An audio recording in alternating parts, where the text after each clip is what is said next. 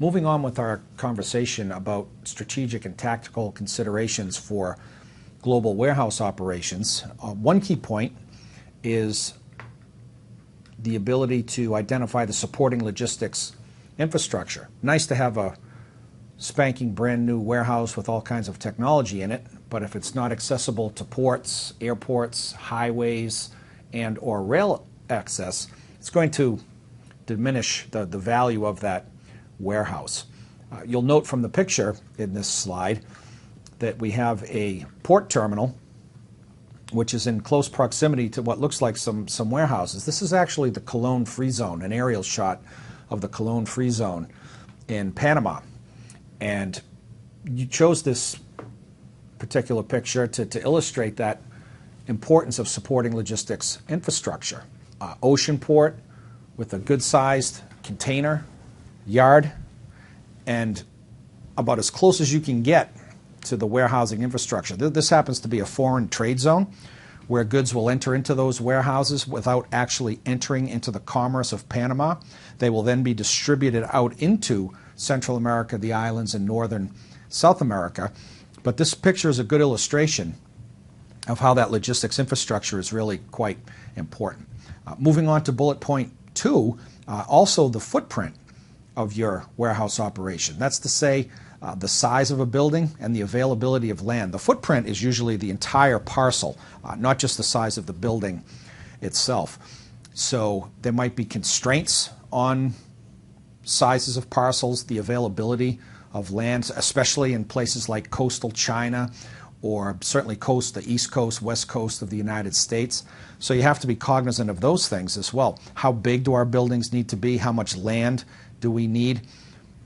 How much space do we need apart from the building, whether it's container yards or truck turn capabilities, things of that nature. We also need to be thinking about our product types. We've said this a bunch of times.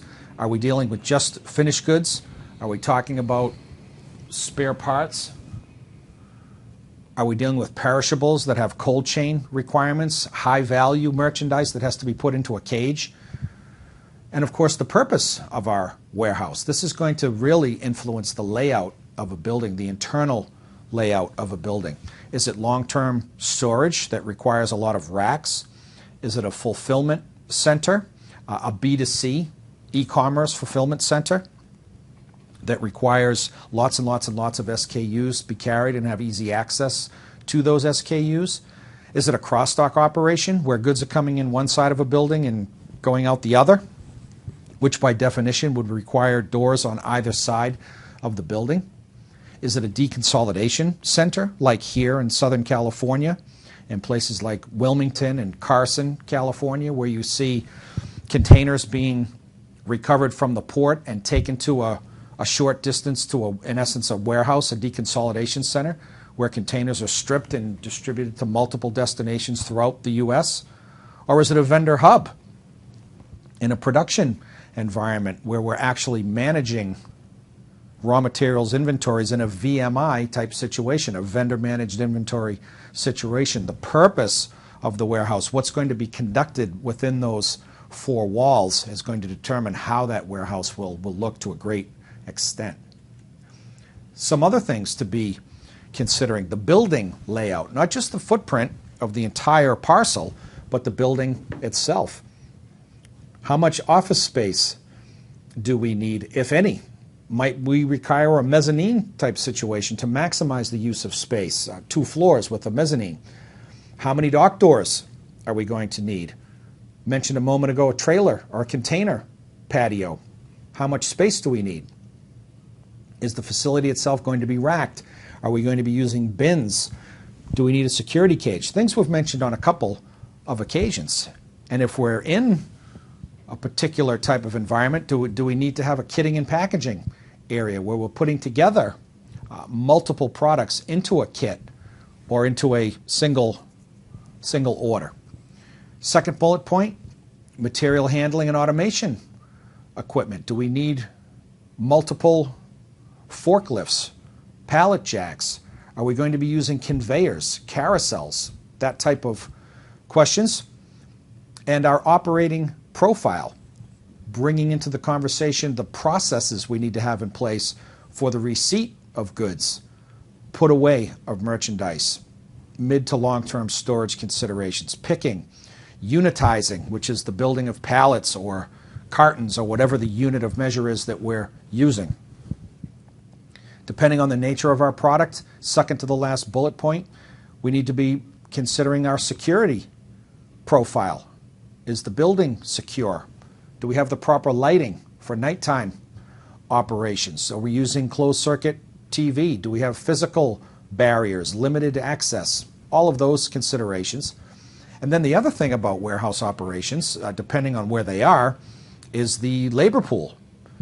Things like union versus non-union, cities or states, and then policies around shifts. How many shifts are we going to have? What are our hours of operation? All of those factors. Continuing on, needless to say, a very important consideration is the cost structure. It's going to differ from country to country, region to region, city to city. The cost per square foot or per square meter if we're outside of the United States. What's the labor structure look like? Insurance requirements, maintenance considerations, all of the costs around equipment, supplies, the tax implications. All of those cost factors are going to determine where and in what quantity and in what type of configuration warehouses are going to go. Can't run a warehouse these days without a warehouse management system. This is in our second bullet point, the technology component, a WMS that helps us manage things like receiving, like put away, like storage, like retrieval, all of the tactical activities that go on within a warehouse. What connectivity do we have to other systems, especially if it's in a third-party environment? We as a company have made the strategic decision to outsource our warehousing and distribution activities. We run an ERP in our business. How do we get connectivity to that 3PL's WMS system? Really important. And then KPIs, broken down into 5 areas, could be more depending on your business, but there's a financial component around costs. We want to measure KPIs on productivity. How productive are we being in our warehouse? Number of orders completed, cartons moved, things of that nature. Customer service considerations, order fill rates and such. Safety, very, very important. And in today's world, we have to have KPIs around green initiatives as well. Recycling, reducing our carbon footprint, using energy efficient lighting, things like that.